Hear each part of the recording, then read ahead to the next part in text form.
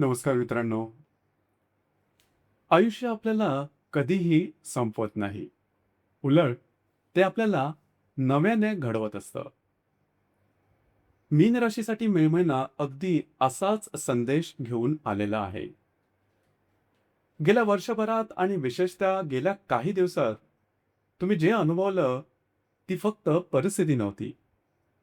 ते एक भावनिक वादळ होतं. साध्या साध्या गोष्टी सुद्धा अडखळल्या होत्या. लोकांचे स्वभाव बदलले होते. तुमचे अंदाज चुकले होते. आणि सगळ्यात महत्त्वाचं म्हणजे तुमचा स्वतःवरचाच विश्वास ढळला होता.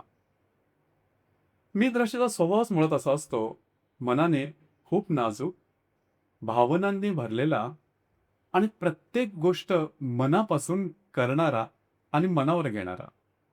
म्हणूनच जेव्हा परिस्थिती विरोधात जाते, तेव्हा त्याचा परिणाम तुमच्यावर जास्त खोलवर जाणवतो. अगदी हृदयापर्यंत. पण आता एक महत्त्वाची गोष्ट समजून घेणं सुद्धा महत्त्वाचं आहे, आवश्यक आहे. ती म्हणजे हा काळात काही कायमचा नाही आहे. मे महिना म्हणजे या सगळ्या त्रासाचा शेवटचा टप्पा आहे. कारण तुमच्या राशीचा स्वामी गुरु, जो आतापर्यंत तुमच्या चतुर्थ स्थानात भ्रमण करत होता, तो जूनपासून पंचम स्थानात जाणार आहे. आणि तिथून सुरू होणारा काळ हा तुमच्यासाठी शुभफलदायी असाच असणार आहे. पण त्याआधी हा महिना म्हणजे मे महिना तुम्हाला पार करायचा आहे. या महिन्याच्या सुरुवातीला तुम्हाला थोडासा मानसिक ताण जाणवेल. मन अस्थिर होईल.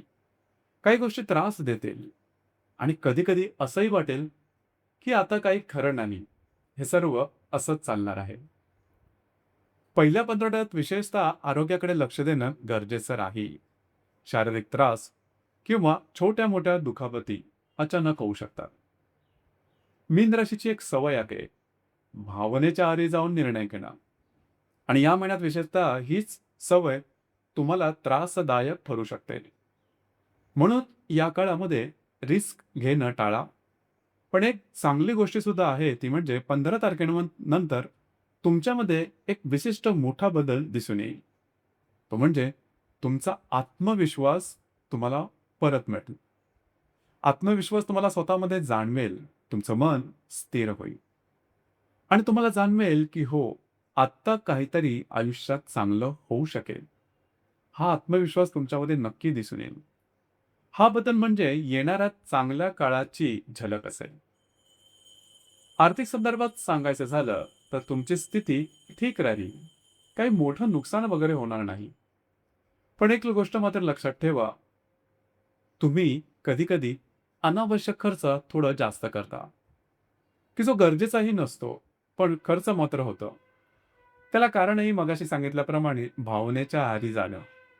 म्हणूनच या महिन्यामध्ये खर्चावरती नियंत्रण ठेवणं अतिशय महत्त्वाचं ठरेल. जर तुम्ही शेअर मार्केटमध्ये ट्रेड करत असाल, तर पहिल्या 15 आठवड्यात मोठे निर्णय घेऊ नका किंवा कुठलेही ट्रेड करू नका. इन्व्हेस्टमेंट खरं तर जूनपर्यंत थांबवणंच हितावह ठरेल. गृहसौख्याच्या बाबतीत हा महिना तुमच्यासाठी आनंददायी असणार आहे. घरातील नातेसंबंध जे थोडे ताणले गेले होते, ते आता सुधारायला लागतील. घरात शांतता येईल आणि तुम्हाला एक इमोशनल सपोर्ट मिळेल. घरासाठी काही नवीन चीज वस्तू घेणं किंवा घराशी संबंधित काही कामं करणं हे या महिन्यात शक्य होईल.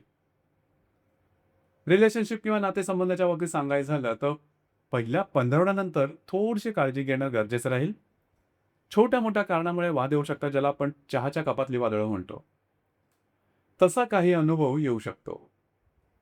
वैवाहिक जीवनातही थोडं लक्ष देणं गरजेचं राहील. तुमच्या जोडीदाराच्या आरोग्याकडे लक्ष द्या.